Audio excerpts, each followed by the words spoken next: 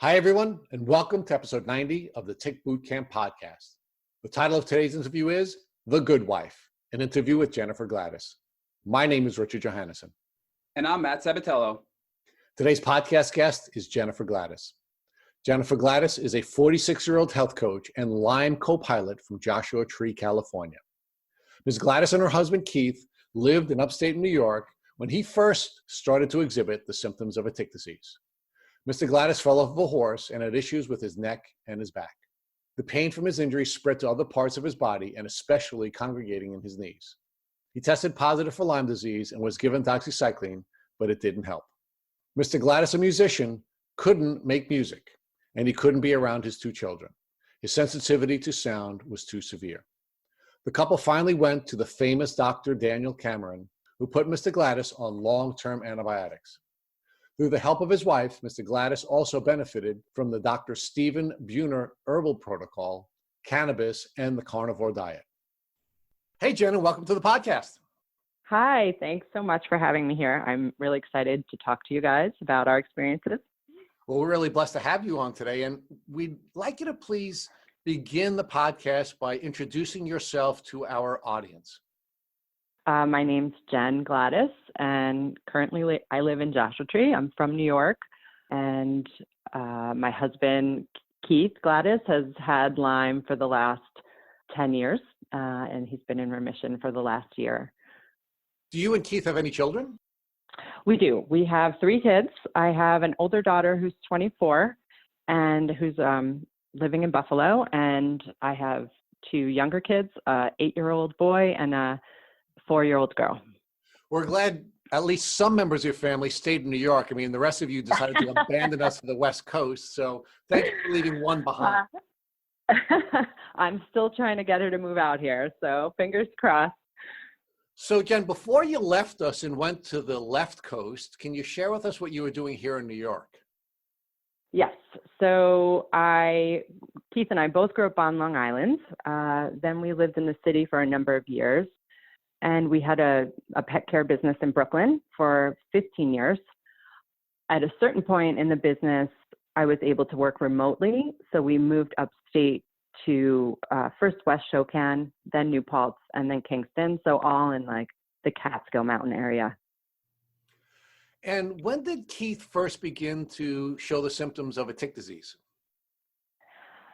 Well, in 2009, so when we moved upstate, we did the full country life. We bought 9 acres and we had a huge garden and we had horses and chickens and llamas and we were riding horses.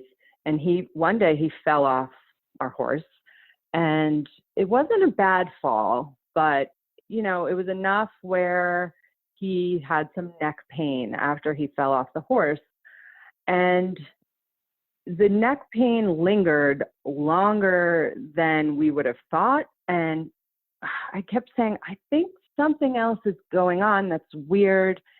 And he kept saying, oh, no, it's just from the horse. I just fell and hit my neck and it just hurt. So, he did all the normal things you do when you hurt yourself, ice in the beginning, heat, stretching, just trying to take care of himself. But it still didn't go away. And then the pain started to travel to different parts of his body, especially his knees. And we just began to really suspect, something is going on here. And before you go too far forward with that portion of your story, which we're going to come back to, I want to get a little bit more of a sense of what you were doing and what Keith was doing and what your kids were doing prior to the fall. Mm-hmm. So you indicated that you had a business that allowed you to work remotely and you were able to move upstate. What was Keith doing at that time professionally? So Keith's a musician and an artist. So he was making music. In the beginning, he helped me with our dog walking business, but then I took it over. But his main profession is music and art. So what kinds of things were you and Keith pursuing professionally before he had fallen off the horse and suffered his injury? Well, we were actually at this point, I think, his music career has kind of taken different, um, different ways. So, he was in a band at first, and then it was him and myself playing music together. So, at this point we were traveling, playing shows. He was recording music. I was mainly running the dog walking business. We were both taking care of our children. Well, really at this point it was just Emma. So it was our older daughter.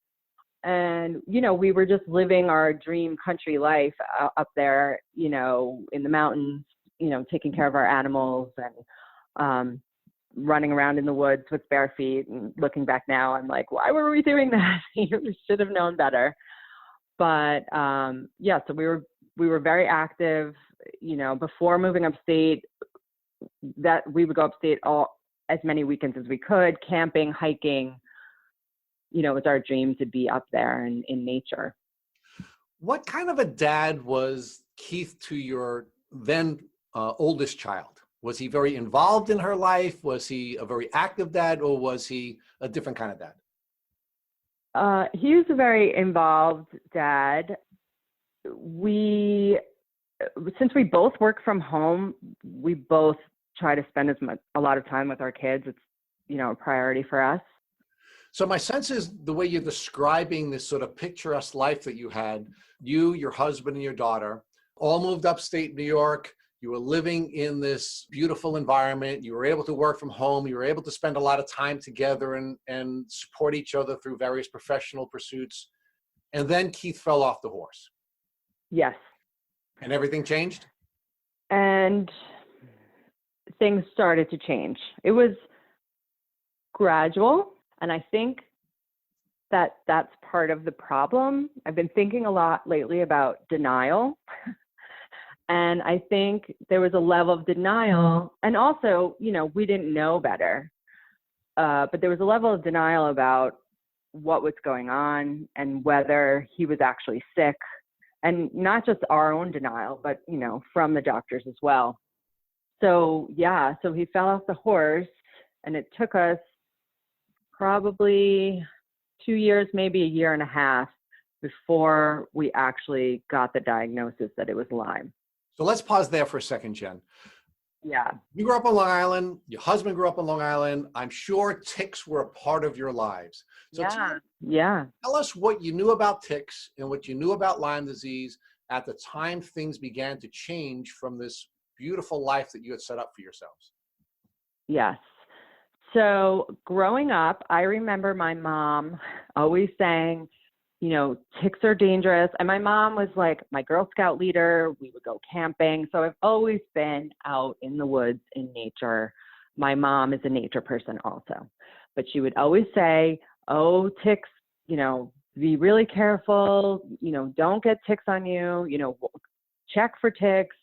But there was never any talk of Lyme at that point. I think it was more like Rocky Mountain spotted fever or other tick-borne diseases that are a little bit more common knowledge.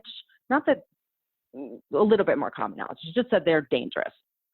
Okay, so fast forward to high school, I had 2 friends get Lyme disease, and I remember them just putting that information. I also went to a very small high school, but putting that information out there.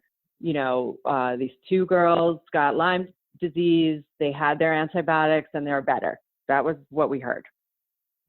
Fast forward to moving upstate, we knew Lyme was there and we knew that there were ticks there, but we didn't realize, I think, especially from that high school experience where, my 2 friends, they were out of school for a couple of days, they took their antibiotics and they were better. That's what you think is going to happen. Like, okay, well, if it happens, I'll just take my antibiotics and I'll get better. Now, Keith falls off the horse. His health is beginning to decline. You're going from doctor to doctor trying to get a diagnosis. At any time as his symptoms were developing, did you think that he may have had Lyme disease? I don't think so, because I just don't think we knew what it was. And I can't really remember. I think it was just eventually a doctor was like, hey, let's test for Lyme. There was nobody else had suggested it to us. We just didn't think, as I said, it was like a level of denial and a level of just not knowing. And then that doctor told us, oh, let's test for Lyme, and some other things. I can't remember what else we were testing for, but just let's do this test. And then it came back positive, thankfully. And, we'd never had, the rash, the tick bite. We'd never seen anything like that. We just didn't know. So Jen, we'd like to explore with you what the doctor carousel was like. So your husband falls off the horse. He has his St. Paul moment where, things are beginning to change. He's getting sicker. And so when's the first time you go to the doctor, and why do you go to the doctor? The first time was just for the neck, to see, to make sure everything was okay. It wasn't a big deal. And did the usual treatment, like, oh, okay, well, you're just stiff because, you fell off this horse, and nothing was broken. Nothing was, there wasn't any really diagnosis. It's just you fell off the horse, you're bruised, you have, your muscles hurt. And, it's a little hazy. Like, I can't remember. I just know that we went to a few different doctors, but it was mostly for that. Like, what's happening muscular or bone, or, we didn't think it was a sickness. We just thought, it was an injury from falling. So Jen, now that you have a bit of a perspective, I'm going to ask you to think about whether or not you believe Keith may have been harboring the bacteria for maybe a good portion of his entire life before that, because he was bitten by a tick during his childhood or some other time on Long Island? Or do you think he was bitten by a tick just before he had begun to show the symptoms after the horse incident? I suspect that either on one of those weekends going upstate, or, once we moved up there, that he got bitten. That's my suspicion. I mean, when I say we were running around the woods barefoot, like, like being in nature, like that's what we were doing a lot. And I have a feeling, Keith meditates, and he, I think he goes out in the woods and sits down, and I just suspect that, and it's possible that he had been bitten before in his life, but I suspect it happened once we moved up. But it sounds to me that you suspect that the chronic Lyme disease took off because he suffered the traumatic fall. So I'm trying to get a sense from you of why you think it may have been, the tick bite might have taken place shortly before the fall rather than some other time during his life. Keith has always played basketball. Like, that was his big thing. He's always been an active person. He's had other injuries before. When we had our pet care business, in the beginning, it was just us walking dogs. And then it grew into this thing where we had, 50 people working for us, and we weren't walking dogs anymore. So he'd been very active, and there had been other injuries before that didn't act the same as this injury. So I would think if he had been bitten as a child, that he would have been sicker sooner. But it is definitely possible that he, was bitten. I mean, we've been camping and hiking for years, so it's possible it could have happened at any time then. So Jennifer, after the pain started to migrate from Keith's neck and went into his knees and other parts of his body, what were the doctors saying was the cause of that new migrating pain that could probably no longer be associated with the fall? They would just look at, like, oh, his knees are just sore. Bad knees do run in Keith's family. It was your primary care physician who ultimately recommended that Keith get tested for Lyme disease, right? Yeah, and I think I just don't know why that wasn't the first thing. And again, it goes back to denial in my mind. It's just this denial that this thing is happening, that people are getting sick. And Jennifer, once he got diagnosed, what was the treatment course prescribed by his primary care physician? 3 weeks of antibiotics, and it was doxycycline. And did Keith feel any better at all throughout that 3-week window? there was some improvement. And I think that is typical of many of the things that we've tried, is that he would have a little bit of initial improvement and then get worse. And once this 3-week course of antibiotics was over, which I think all of us now know was not adequate for Keith, what was he feeling at that point? Was he feeling a temporary relief, or was he still in a bad spot at the end of that 3-week period? There was a window of temporary relief, and then the symptoms started to slowly come back. And what was Keith's primary care physician saying now that he was treated with the 3 weeks of doxycycline? The doctor probably felt that should have been enough to cure the Lyme. What was happening, and what was that interaction like with the doctor and you and Keith? We went back to her a number of times, and she just kept saying, oh, he's had his 3 weeks of antibiotics. He's better. And then it took a number of times, but I remember there was one appointment, pretty much the last time I think we even bothered seeing her. She finally admitted to me that he was still sick, but she just looked me in the eye and said there was nothing else she could do for us. And it was just, mind-blowing and, demoralizing. Prior to this point where she acknowledged that Keith had a real physical illness, it's still at this point, right at the end, did she ever indicate prior to that it could have been a mental health illness because the treatment was done and she felt he was cured? She did not, but he saw top infectious disease doctor in the city, and I cannot remember whether it was Columbia or NYU, but that doctor retested Keith. He came back positive on one band, and the doctor said, Keith's not sick anymore. He'll always show a little positive because of the antibodies, but this is a negative test, and it's all in your head. And it was just crushing.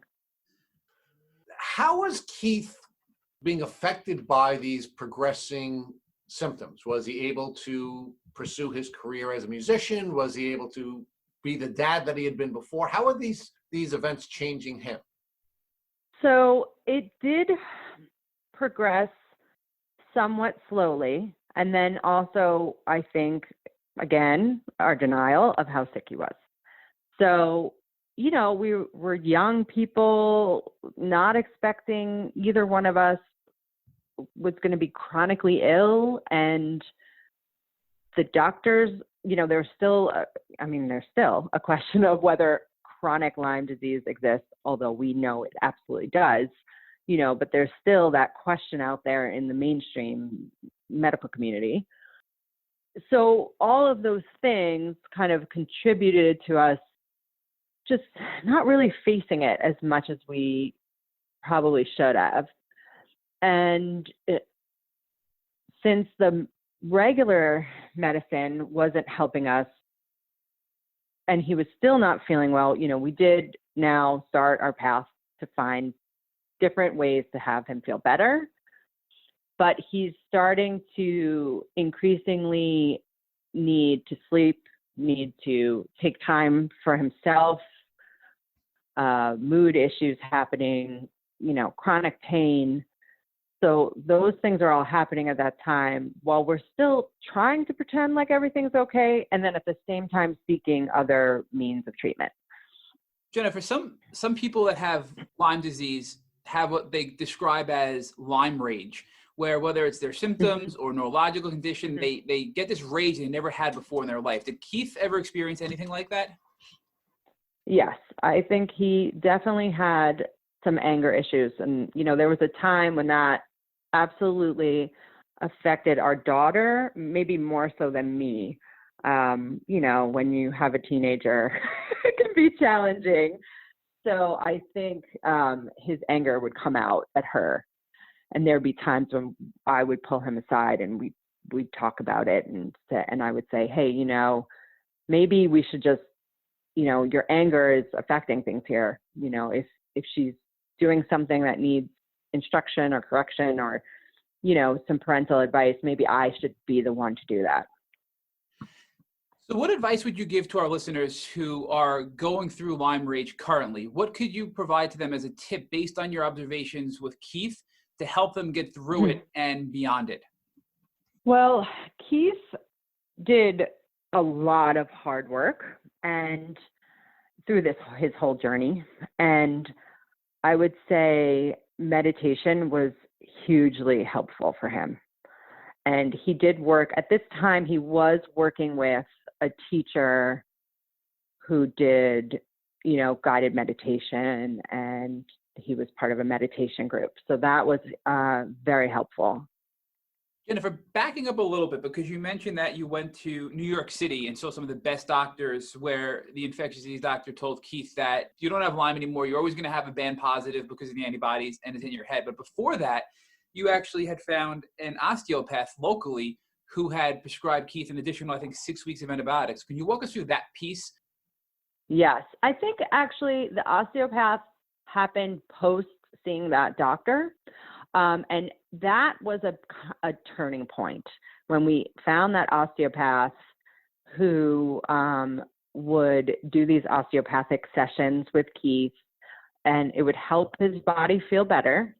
And it was just, and an osteopath is actually, medical school doctor, MD.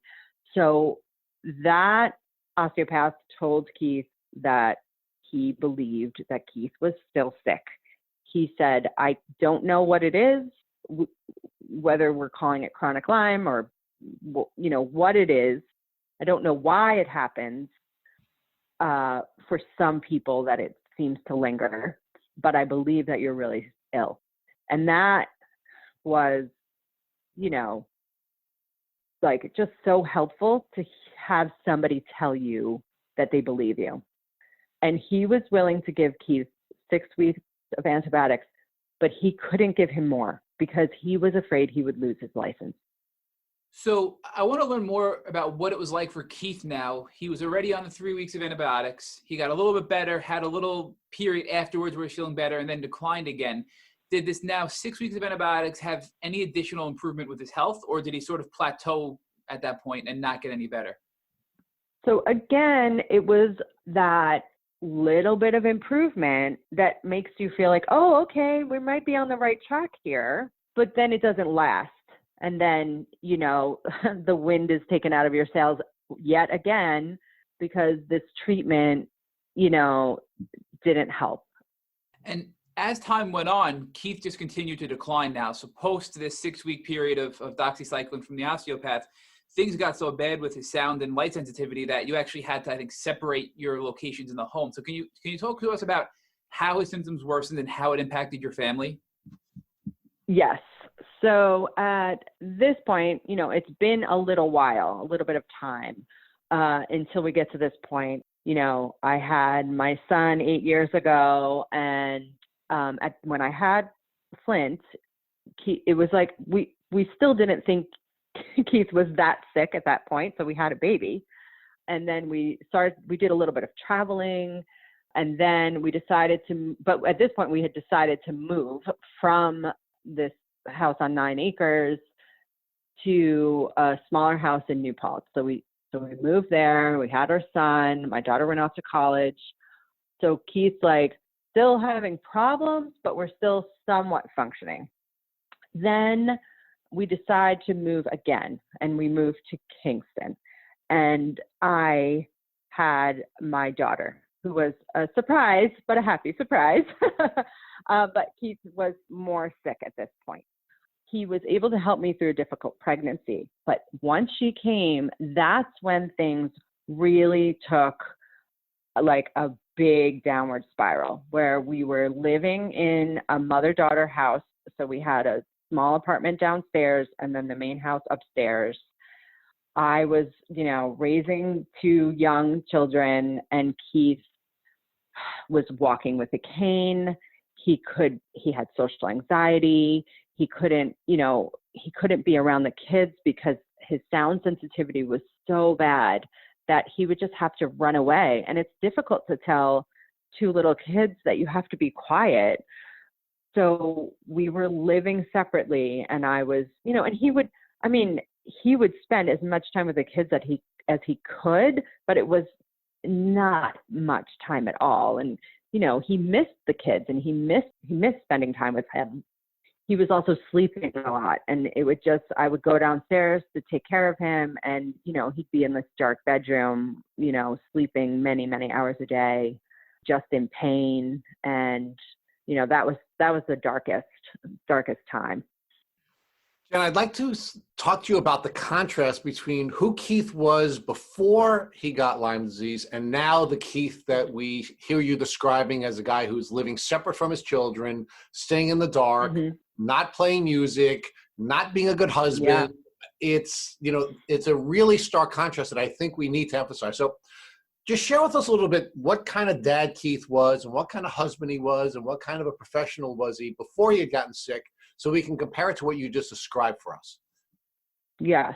So Keith is like a super sweet guy. He loves his children, loves spending time with them. When we're at the playground, like, kids flock to him. Like, they know he loves to play, and he does.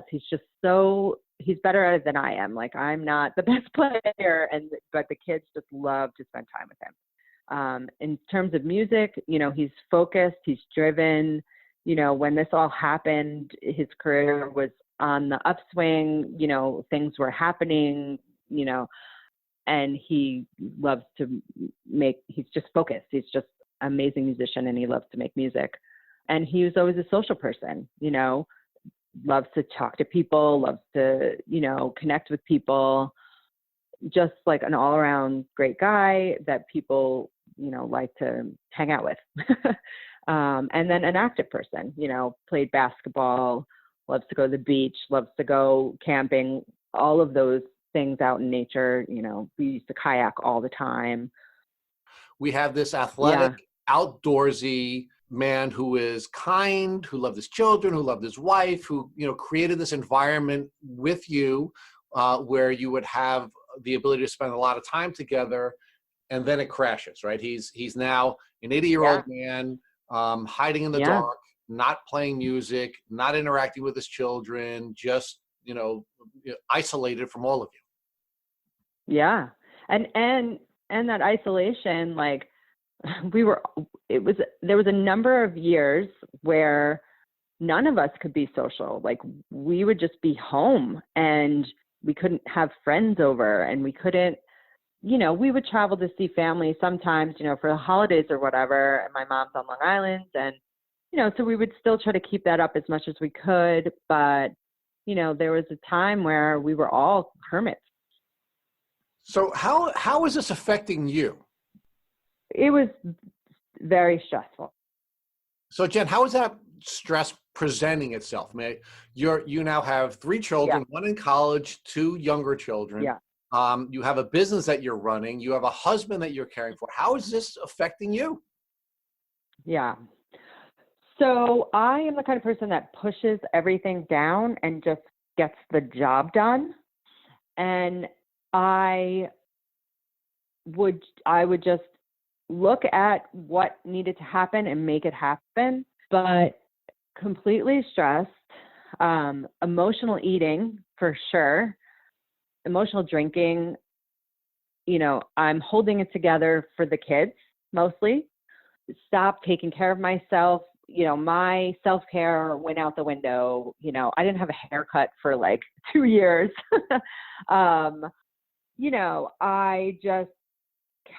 I held it together. And, I had this business where I had 50 people working for me and depending on me. So it felt like there were people depending on me everywhere I turned. And I just wanted to make sure, I provided what they needed and didn't let anybody down. But to my own detriment, gaining weight, not feeling well, and just stressed. So how did you ultimately manage this stress, and what impact did that have on your capacity to parent your 2 young children? It was difficult, but again, like, I wouldn't let my kids down. I just think I took the hits more than anybody else. So I just made sure that they had what they needed. I do think it was difficult because we didn't socialize as much. And so the kids, I mean, they were young, so it was okay. But at the same time, it would have been nice for them to have some friends and do more things. But I did really try to hold it together so that they didn't be impacted. I think, they were missing their dad. That was horrible. And I just didn't want any other area to be lacking for them. So I just tried to give them everything I could. So Jen, did you have any caretaker Lyme rage? Did you get angry at your husband? Were you angry at all as a consequence of, your life being a disaster at that point? I was never angry at Keith. I do have to admit, I think, oh my God, this is going to make me cry, but I think there was one point where he wasn't quite so sick just yet, but he was definitely sick, and we had heard from the doctor, like, oh, this is all in your head. And I do remember having that feeling like, is this all in his head? And that's a terrible thing to admit, but there was a time where I felt that because I didn't know where he went. So there was that, but I was never angry at him. I was more angry at the system. Jennifer, what was the difference in childhood that your older daughter had versus the childhood that your younger children had because their dad was so sick? He was more there for her when she was younger. And, we were able to do more things as a family then. But then when she was in high school and, the rage started, she did catch that more than my kids now, because I think by the time my younger kids came around, we were a little bit more aware of that anger and what was causing it.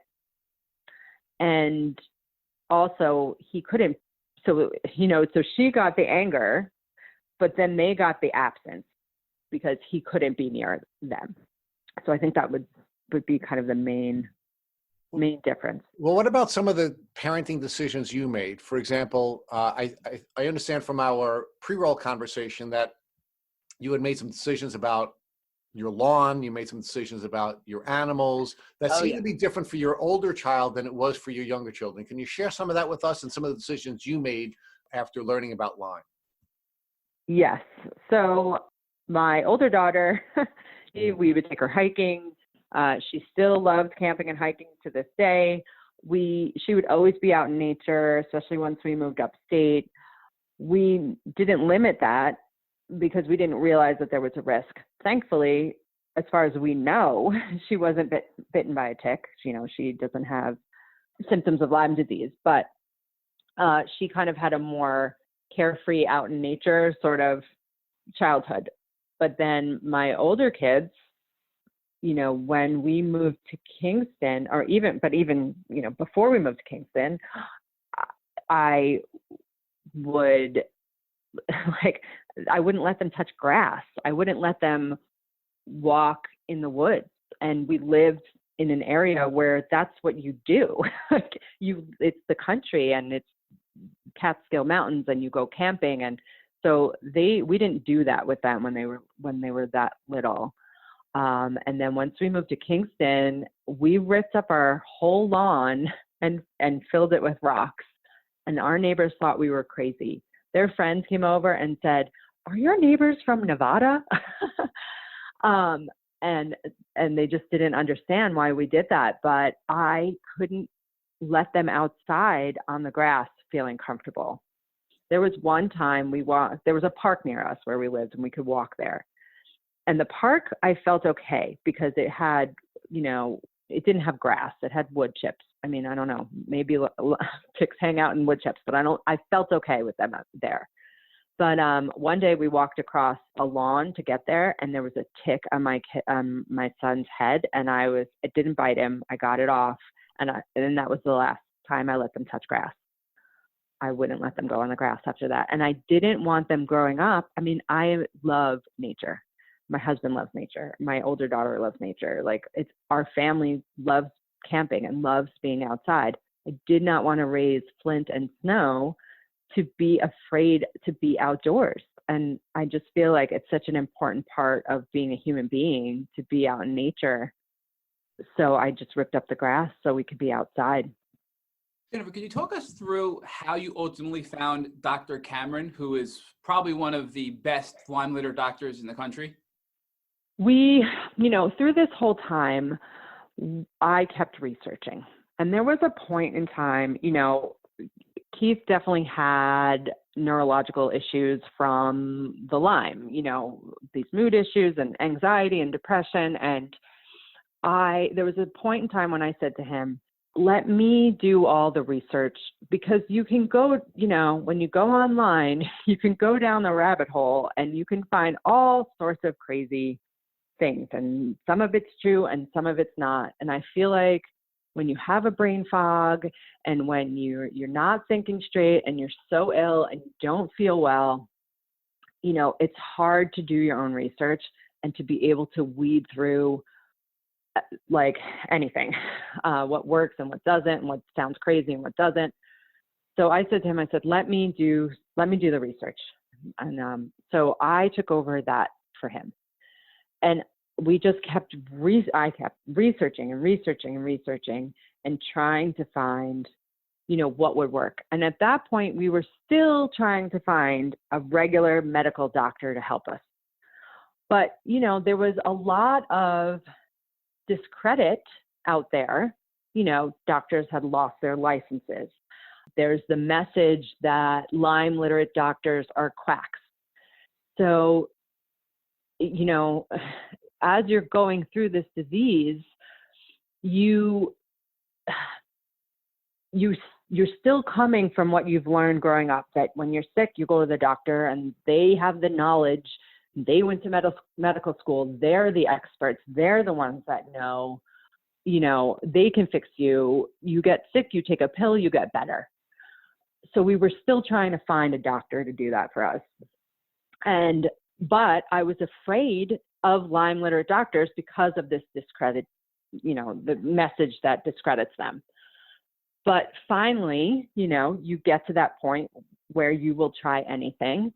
And I said, we found first was Dr. Horowitz and his book, You Can Get Better. And, I was like, oh, Keith, we have to see Dr. Horowitz, but you can't see Dr. Horowitz anymore. I don't know if that's changed, but at the time you couldn't get an appointment with him or anybody, at that point he said, I'm going to have people that you can come and see, but it wasn't an option at the time.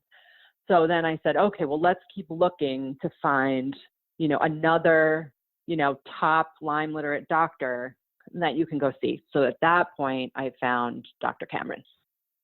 Talk to us about what it was like with Dr. Cameron compared to all the other doctors, the osteopath, your primary care physician, and how it was different seeing a Lyme litter doctor versus a regular normal doctor you would see routinely throughout your life. Well, it was, first of all, it felt better because, they would admit that you were actually ill. He did a in-depth questionnaire about Keith's symptoms. And it was more about like a clinical diagnosis than about testing at that point.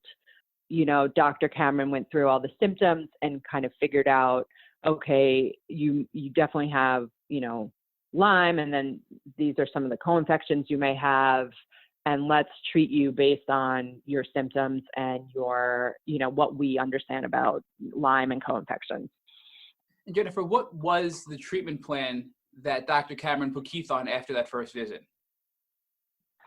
He went on and then the other thing obviously is that he was willing to give us long-term antibiotics, and that was the treatment plan. So he put Keith, I believe the first one was doxycycline. He did go on a number of different antibiotics. There was something that was an anti-malarial, and they just tried different antibiotics, but it was long-term. I believe he was on antibiotics a year and a half. What was that like for Keith, being on antibiotics for a year? Did his health progressively increase? Were there ups and downs? Was he having adverse effects because it was, impacting his gut health? Yeah, he absolutely had, gut issues. We did the probiotics, as recommended, but, the doxycycline especially was hard on his stomach, and on his body. I try to think about, was he getting better at that point or not? And it just felt like he wasn't getting worse anymore for a time. But he definitely didn't feel well because of the antibiotics. After that 1 year period, how did he feel? I mean, I'm just curious to see, do you feel the 1 year of antibiotics was worthwhile and it had a significant improvement in Keith's health overall? We did not feel that the antibiotics were working well. But we also didn't feel like we had any other options. And there was a point where we felt desperate to try something else. And this is the point when I started research. And so again, and I found first a book on cannabis for Lyme by Shelley White, and then which led me to Stephen Buhner's book, Healing Lyme. And so throughout this time, Keith was taking cannabis. And I found this book, Cannabis for Lyme, and I read this book and I said, Keith, this is medicine. That's why you're taking this. It's why it's medicine. You should be taking this. So that kind of helped take that out of the closet. And then, but Jen, let's stop there for a second with the use of the. Was he using marijuana? Was he using cannabis? Was it prescribed? How did he get that? So at that point, he was he was just buying it, from a friend and smoking it, I believe. And that helped him to feel a little better, helped kind of manage his pain symptoms. I just think he was taking, he was using it and it was making him feel better. So he stuck with it, but not really thinking of it as medicine. And then, and he'd been a marijuana user for a long time. It's not like that was something new for him, but just more recreationally than, medically. So he was just using that and it was making him feel better just in terms of pain management. So when I read this book, the light bulb went on and it just, there's so many properties to cannabis that helps, and I'm not really very good on the scientific aspect of it, but, that book really helped us both to look at it as medicine and to, instead of smoking it, to now start ingesting it. And we would make olive oil infused cannabis and from the flower that he would get from somebody. And, it was all illegal because we were in New York, but it was worth the risk because it, helped him to feel better. And you were doing this while Keith was on the antibiotics for the 1 year period, and it was sort of helping. And at the time, he just thought it was more of like a recreational, not medicinal value. And then you had that sort of epiphany that, hey, this is medicine. It's not just a recreational thing to do. And yes, when you finally went off the antibiotics with Keith after that 1 year, you continued to use cannabis as a medicine, and then you found the herbal protocol by Stephen Buhner and started to use that. So how did the combination of Stephen Buhner's herbal protocol and cannabis ultimately help Keith in his recovery? Because it seems like antibiotics for the 3 weeks and then the 6 weeks and now the 1 year really didn't do much other than just sort of stop the progression of his illness and never really helped treat the illness. Yes. So, so to back up a little bit, when I found the cannabis book, and then that led me to the Buhner book, because she talks about, how it was kind of the similar story where she was like kind of out of desperation, reached for the cannabis, helped her feel better, found the herbal protocol from Buhner, and that helped cure her, or I don't know what we say at this point, but remission, but her Lyme, it helped her Lyme. So the Buhner and the cannabis came to me at the same time as we'd been doing the antibiotics. It was like a few months in. And the Buhner protocol, we tried, that was really out of desperation, because at that point I had no training. I didn't know what I was doing. We were not sure whether Keith would live. That's how bad he was at this point. And it's scary when your loved one is so sick and you don't know what to do. You're seeing this doctor who's a top doctor in the field, who's giving you antibiotics that are not really helping, and not having used any herbal medicine before. But the nice thing about the Buhner protocol, and he's very clear about this, is that you can use it when you're taking antibiotics, which helped us feel okay about just trying it. And we went through his book based on his symptoms. I don't know which co-infections Keith had, and nobody could ever tell us that information. And I don't even think they don't have names for every, co-infection that's out there. So we just went down the list based on his symptoms and used the protocol. And within a few weeks of starting the protocol, Keith improved. It was very clear what was helping. I'm sorry, Jennifer, this was literally after years and years of Keith's health continuing to decline. And at best, you pause the decline of his symptoms by taking long-term antibiotics, which is also having really negative effects on his body as well. And you finally find this herbal therapy, which was like a last-ditch resort, and it works. Yeah, it was amazing.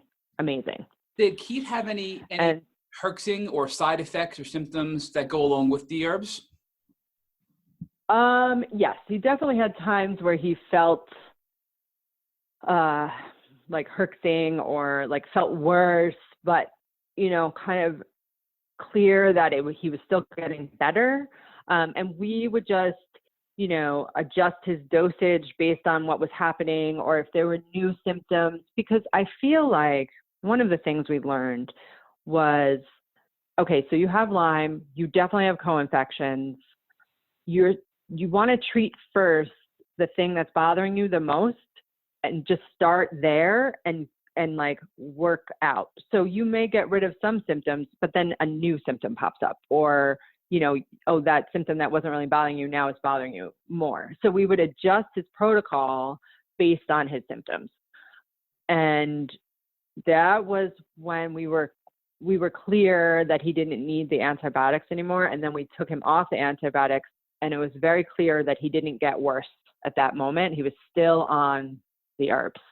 And so it was very clear to us what was, helping him.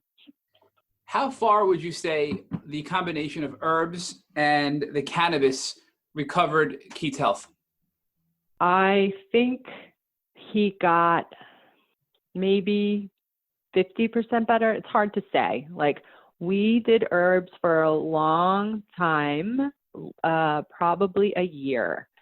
It's a little bit hard to say too, because at this point, Keith also needed double partial knee replacement. So it's like a difficult time, because he was feeling better from the Lyme, not 100% yet at all, not even close, but definitely on the mend. But his knees were so bad he could barely walk. So he had to get this surgery, which then, of course, set him back a little bit more. And then once he did the herbal protocol, he was feeling better. He did his knee surgery because he had to go off everything for the knees. And then once he healed from the knees, then we felt like, oh, he could walk again without pain, and he could, he was stable, and he didn't really need the herbs anymore, but he wasn't nearly 100%. For those listening that are interested in trying the herbs that Keith had used, where did you buy them? Were they online? Was there a specific brand of herbs that you purchased? Yes.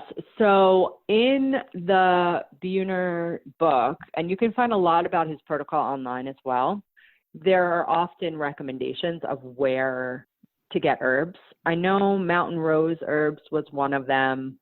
There's a company, some of them we just got on Amazon. There's a company in Hawaii that makes a bunch of the tinctures. I mean, and he was on so many things. It was crazy. Like the amount of pills and tinctures he would take in a day, 3 times a day. There was many. And there is an herbalist on Etsy as well, which you might not think to look at Etsy, but that does like the combination of the herbal, like the core protocol that Buhner recommends. Oh, and there's another one called I should talk about them because they were great. Green Dragon Botanicals, I believe.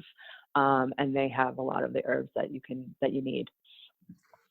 So Jennifer, how are you and the children doing at this time? So at this time, I am trying to sell the business. And that is very like stressful, involved, experience. So the kids are doing okay. I think they're happy that, dad is around more. He's still at this point, he's still sleeping a lot, and he still has his sound sensitivity, but not to the same degree. So he's able to, hang out with them more. And, I am stressed and trying to sell this business and thinking about moving. So yeah, it was a bit of a crazy time. Happy that Keith seems stable, and stressed to, sell the business and move out of New York. So Jen, what was triggering the decision to sell the business and to move again? Well, after our experiences, I definitely felt like we needed a fresh start. That was part of it. I was, as much as I loved the business that I built, and happy that it's still thriving now under new ownership, I was done with that. I needed to move on to something else.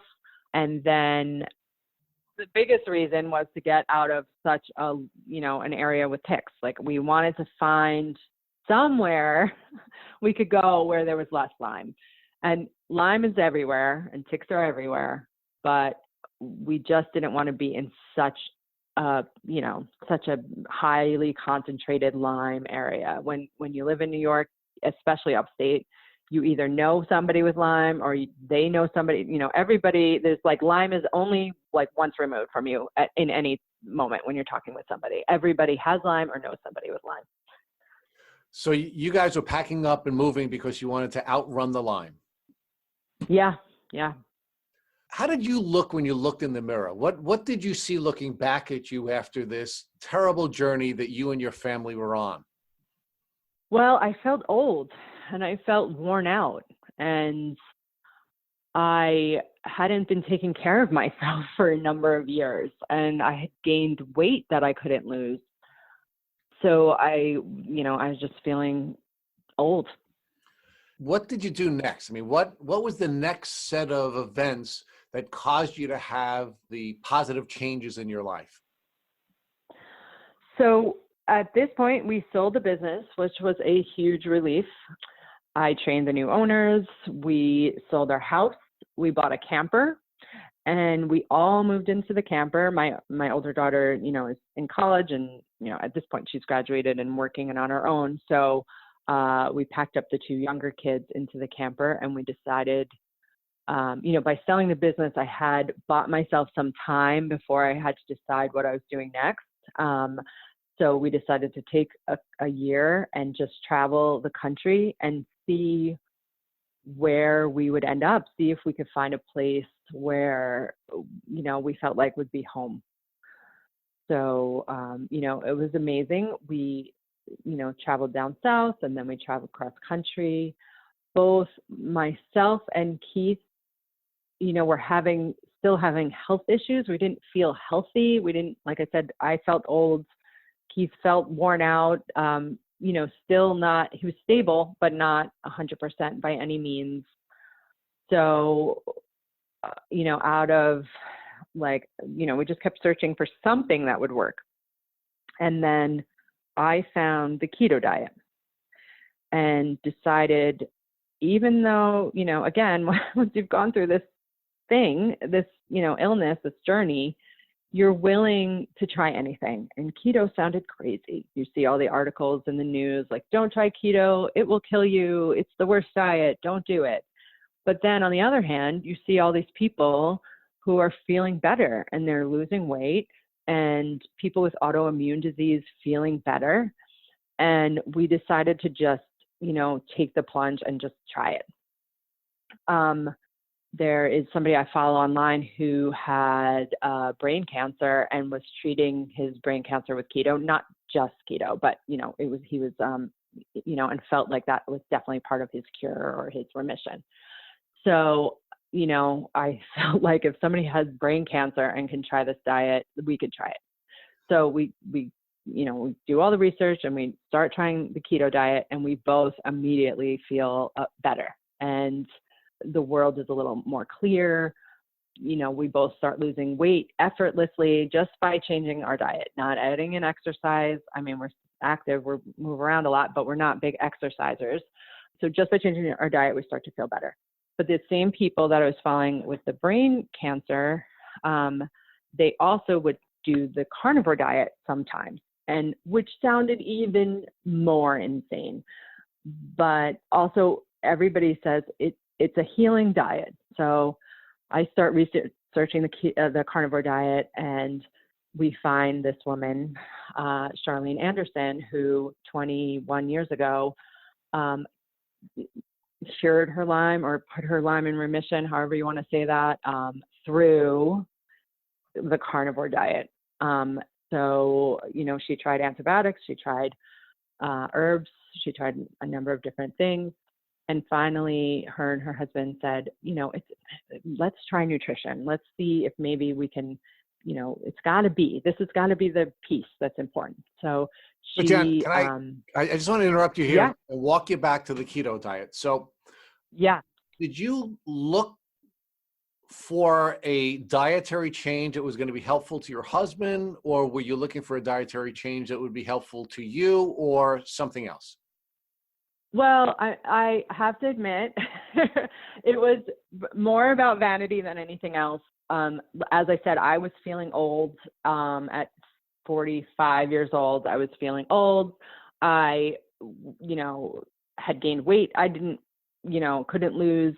So I really just didn't want to keep going on that path where I felt, old and I wasn't happy with the way I was looking.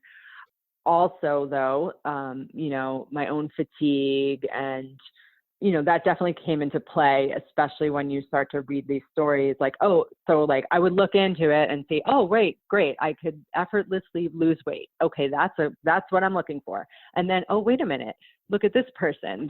They have an autoimmune disease and they feel better. And this person has brain cancer and it helped in his recovery. Like, this sounds amazing. So you were looking for something to help you improve your health. And as you began to do your research and your investigation, you came to the conclusion that it might be helpful to your husband as well. Yes, definitely. So now, for those of our listeners who are not familiar with the keto diet, can you explain generally what the keto diet is and how it was different from the diet that you were using prior to the discovery of the keto diet? Sure. So, at no point in our Lyme journey did we try any special diet. We just ate the regular standard American diet. I think it was never suggested to us to use nutrition. I know now there's, more recommendations about cutting out sugar and gluten and grains for people who have Lyme. But back then it wasn't suggested to us at any point to try nutrition. And it wasn't like, we never even thought to try it. And I think sometimes, I know sometimes when you have Lyme, it's hard to figure out what you even want to eat and what you can eat. So we just, Keith just ate what he could And I didn't have any, I didn't have Lyme, so I didn't have any special diet. So for keto, it's a low carb, high fat diet. You want to keep your carbs to 20 grams or less for the day. You cut out sugar, and you cut out grains. You don't eat bread. I mean, you can make keto bread, but it's not actual bread as we know it. And that's pretty much it. The biggest part is making sure you have enough fat. And, a lot of people on keto will eat a lot of avocados and use avocado oil, and you can make, bulletproof coffee where you put in different oils and butter and things to make sure you're getting enough fat. And then the thing in the keto diet is that if you're eating carbs and sugars, those things spike your insulin, and that is what causes you to gain weight and to not be able to lose weight. So you want to keep your insulin levels very stable. So was it difficult for you to pivot from the diet that you were using to the now keto diet that you and your husband were utilizing? There was a bit of a learning curve. I am a foodie. I love food. And I love, wine and beer and, bread and chocolate and sugar. Keith is more of like a salty snack kind of person. So he likes all that kind of potato chips and popcorn and things like that. We were both beer drinkers. So there was a learning curve, and there was a 2-week kind of adaptation period. They call it the keto flu, where you might not feel well. It's not horrible. And you can take electrolytes, which kind of help you get through it. But, there was that period where, I'd feel nauseous, or, I did have heart palpitations for a little while my electrolytes were kind of balancing out. And things that maybe, would kind of give you pause and say, maybe I shouldn't be doing this. I don't feel great. But then there are days when you feel amazing and you know what's coming, and you can tell, like, oh, if I can just wait out these 2 weeks, if I can feel like this every day, it's going to be amazing. So, there was an adaptation, but it wasn't too difficult because you start to feel great. So, Jen, when you were doing the research on the keto diet, did you come across anyone who is using the diet to treat or as a part of the treatment protocol for their Lyme disease? Because I know Tim Ferriss, the author of the 4-Hour Work Week, has credited the keto diet with curing his Lyme disease. Yes, somebody, I don't really follow him that much, but somebody I'm friends with does, and did mention him to me. And yeah, so I knew of him, but beyond him, I did not know anybody specifically using keto for Lyme. And I think that's probably part of the reason why we went carnivore, is because we found, Charlene Anderson, and then there's a couple other people who used carnivore for Lyme. Well, so now talk to us about that pivot. Why did you pivot from the diet that seemed to be working well for both you and your husband? And I think we should highlight that he's on the herbal protocol. He's doing well. He now goes on to keto. He's now doing some dietary intervention, and he uses the keto diet. He's getting even better. So now you're taking another step. And why did you take that step? And how was it different to be on the carnivore diet than on the keto diet? I think the experience of seeing that, here's this diet where you'll be warned not to do it, and it absolutely works, and it's amazing, and it's not dangerous, and it's safe. And through that experience, to say, okay, well, this worked. Here's this other crazy diet that's related, because, people who do keto will go carnivore, even for just a time. Or there's people within the keto community that do animal food keto, or keto, whatever they're calling it at this point, where it's heavy in animal foods, will go carnivore. So it's related within the community. So, once you start researching keto and you start to see these carnivore stories of people who are reversing autoimmune issues and Lyme issues, you say, okay, well, let's try it. It sounds crazy. If we hate it, we can always stop. But let's give it a try, because this might work for us. And, Keith is not better at this point. Like at this point, he's only taking cannabis. He's not taking anything else. We're doing keto and he's better, but he's not better. So Jen, I'm just not clear just on the timeline. So is this before you discovered Buhner and the herbal protocol? Or is this after Buhner and the herbal protocol? This is after. So this is in March will be a year of carnivore. And, we were keto. We were only keto for a month, maybe a little over a month before we started carnivore. So this was a year ago exactly. I'm sorry, Jen. I'm still not clear on the difference between the keto and the carnivore diet. How would you describe the differences between the two? Okay. Yes. So the carnivore diet, you can also call it the zero carb diet, is you remove all carbs from your diet. And basically you remove all plant foods. It is only animal-based foods. There are different ways of doing carnivore. The way we do carnivore is we just eat beef and drink water. You can do, some people include eggs, some people include dairy, and then, everybody includes meat. You look for fatty meats. So, chicken, sure, you can eat chicken. You definitely want to leave the skin on, and you're probably going to eat the legs, but you're not going to eat so much the breast because it doesn't have as much fat. But it's mostly ruminant meat. So it's, beef, lamb. Some people eat duck. Some people include fish. And then there's a whole movement of people who eat nose to tail. So they think it's important that you eat, liver and, other organ meats. I prefer to keep things very simple.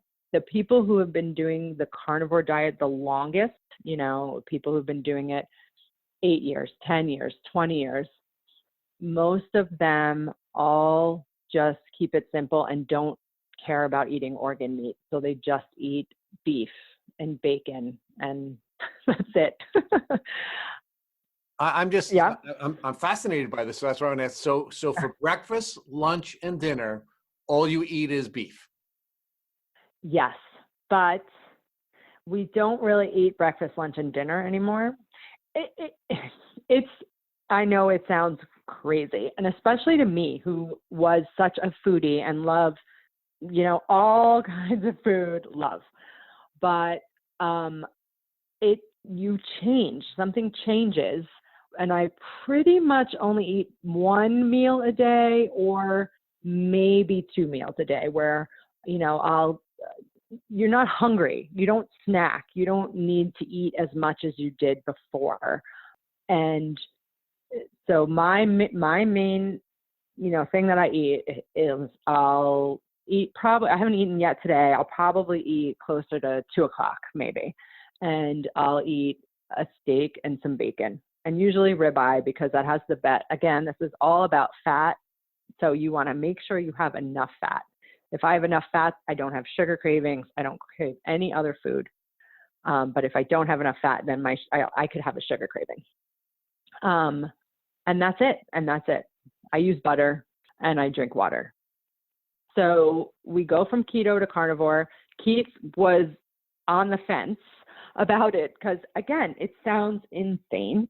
And he wasn't a huge steak eater. He doesn't love, or he didn't, now he does, but he didn't love beef, So it was kind of like, okay, we're just going to hold our nose and do it. Within a couple weeks, just Keith's health transformation was incredible. His color came back. We both lost weight. We're both now back to what we weighed in high school. Just his mood changed. His social anxiety went away. Pain left. Brain fog left.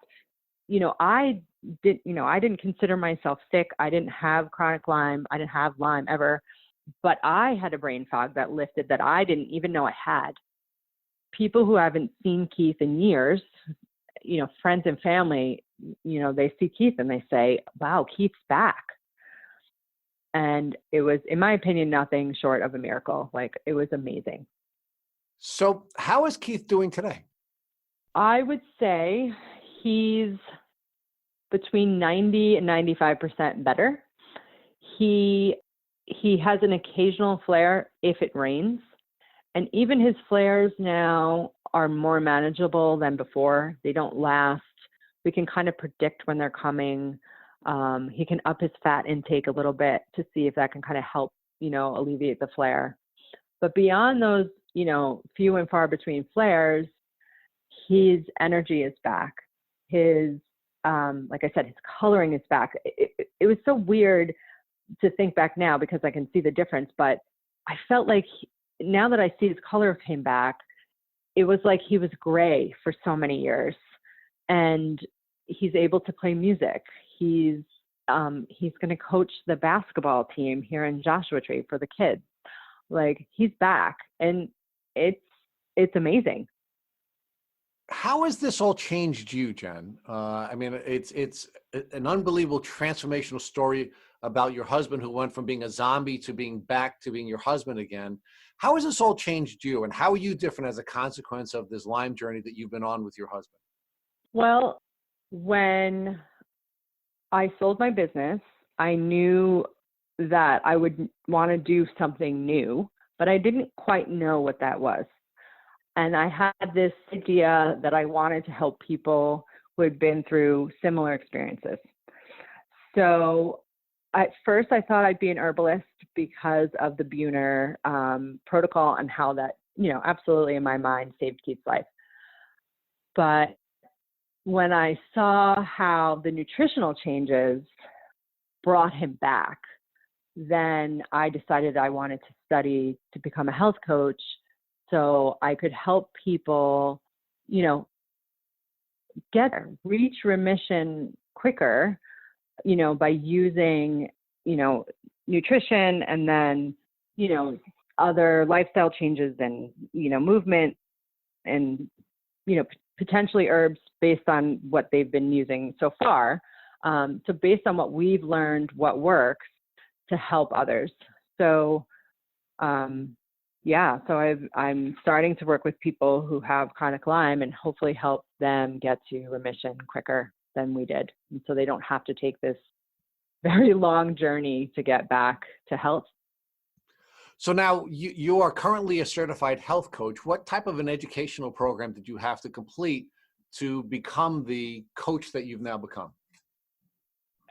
So I went through the Primal Health Coach Institute, and it's based on a more, ancestral eating alignment where, again, low carbs, no sugar.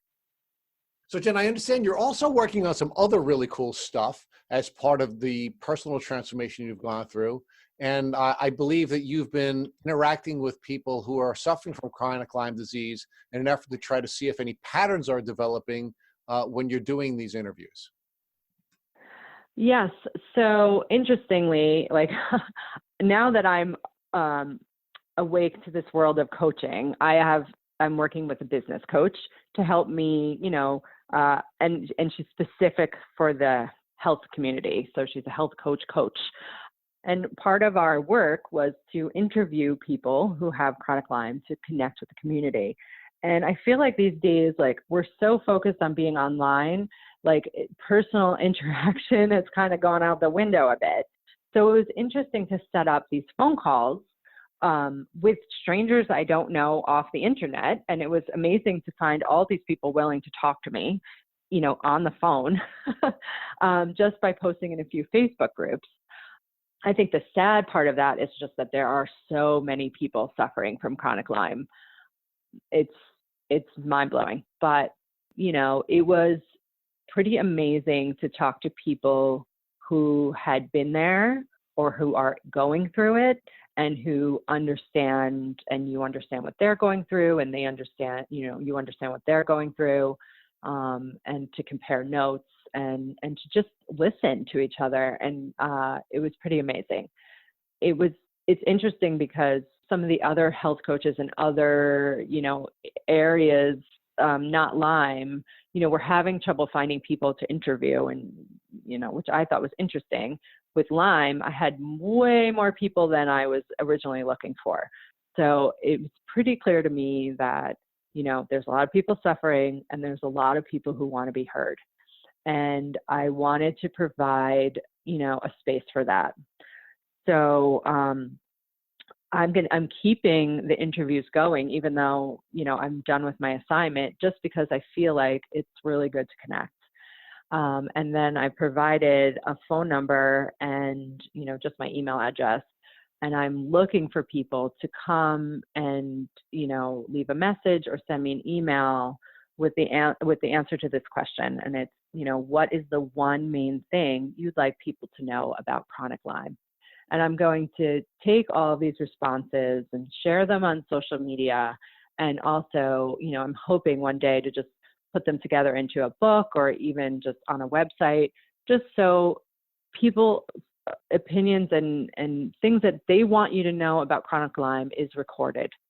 And, you know, I think it's super powerful when you have, you know, a collection of these and you can hear similarities in people's experiences. You know, how many people have been told that this is all in their head? How many people have gone through it and their loved ones don't believe them? And then the differences, you know, I have someone I talked to who's convinced she got Lyme through a spider bite. And I've never heard that one before, you know, and just the things that people want to share, you know, helpful things. Like I talked to one guy and he said, you know, I just want people to know that they need to study, and if they, you know, keep at it, they'll find the thing that's going to work for them. So it's been pretty amazing to connect with people and to hear, you know, what they want others to know about their experience. So Jen, I have one final question for you, and you've been very kind to share so much of your time and your insight with us, but I do have one last question.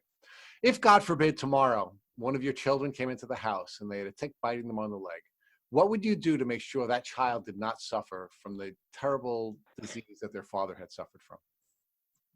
So I would first remove the tick properly to make sure it all comes out without, you know, squeezing it or trying to put something on the tick that makes the tick, you know, release more into your body.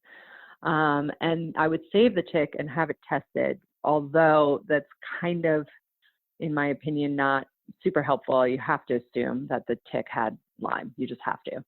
And then I would use the, Stephen Buhner has both a prevention, you know, guidelines, and then, you know, if you have a bite, you know, if you live in a Lyme, you know, high Lyme area, you should be taking astragalus every day, especially during tick season, although you can get in any season, so really year round.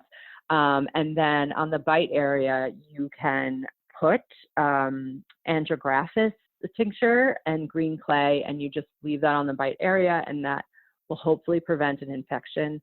And then you would up your doses of the astragalus. And then I would also take them to the doctor and get antibiotics. So I would try to hit it from both the herbal and the antibiotic side. Thank you for listening to the Tick Bootcamp interview with Jennifer Gladysz. To our listeners, we have a call to action. First, if you'd like to learn more about Jennifer Gladysz and the carnivore diet, please visit her Instagram at @TheHolyHuman. You can also sign up for her newsletter by going to www.lyme.solutions.com. Second, if you enjoyed this episode of the Tick Bootcamp podcast, please share it with your friends by using the social media buttons you see at the bottom of the post. Third, we here at Tick Bootcamp have created the Tick Bite Blueprint that has been inspired by the information that has been shared with us by past podcast guests.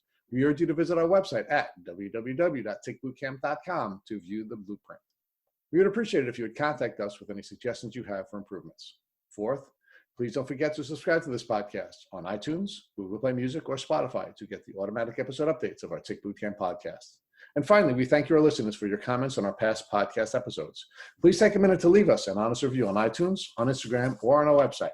We make it a point to read every single one of the reviews we get. Thank you for listening.